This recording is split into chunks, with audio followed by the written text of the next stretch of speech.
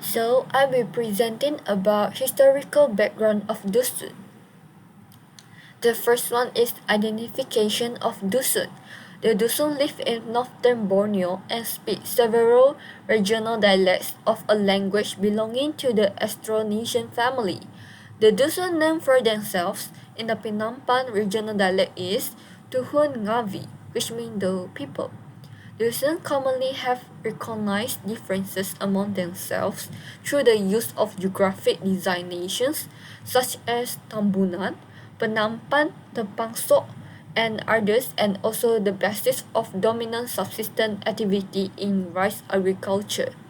Employing the descriptors Tuhun it Ranau, people of the wet rice, or Tuhun it Sakit, which means people of the hill rice hills, to note a distinction between subsistence based on irrigated rice and on Sweden rice cultivation.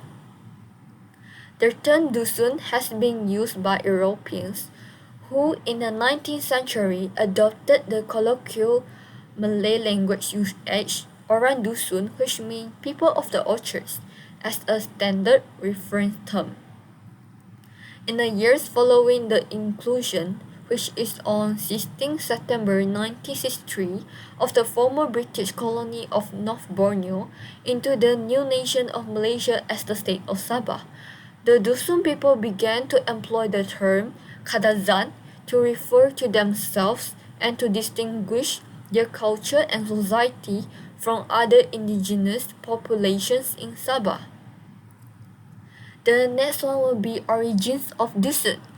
The origin of the Dusun population is uncertain at present, but existing archaeological and physical anthropological evidence suggests that the Dusun are descendants of populations migrating into northern Borneo in successive ways sometime about 4,000 to 5,000 years ago or earlier. Thus, beginning after the 7th century BC, Indian traders and travelers embarked by boat to and from South China stopped briefly along the western and northern Borneo coast to replenish supplies or seek shelter from severe South China Sea weather. These Indian travelers included various types of craftsmen and Brahmin and Buddhist teachers and priests. During the time of the Western Han Empire Chinese trade with China, with stops by ships along the coast of China, of Borneo, expanded several times until AD 1430 and included the establishment of some trading settlements, such as the one founded in AD 1375 at the mouth of the Kinabatangan River in the eastern part of North Borneo by a Chinese trader named Wang Semping. This contact between northern Borneo native peoples and Chinese traders and travelers evolved over many centuries, introduced a wide range of Chinese cultural forms to Borneo populations, and brought them the techniques and tools of irrigated rice agriculture using the water buffalo as a principal source of power in field preparation. Representatives of the kingdom made contact with people along the coast of western and northern Borneo. Then the powerful Hindu kingdom of Majapahit, located in Java, exercised state power in the same coastal areas of Borneo beginning in the early 14th century AD. Islamic influences and cultural forms spread to the area as the state of Malacca, ruled by a Muslim prince, asserted its domination in the 15th century.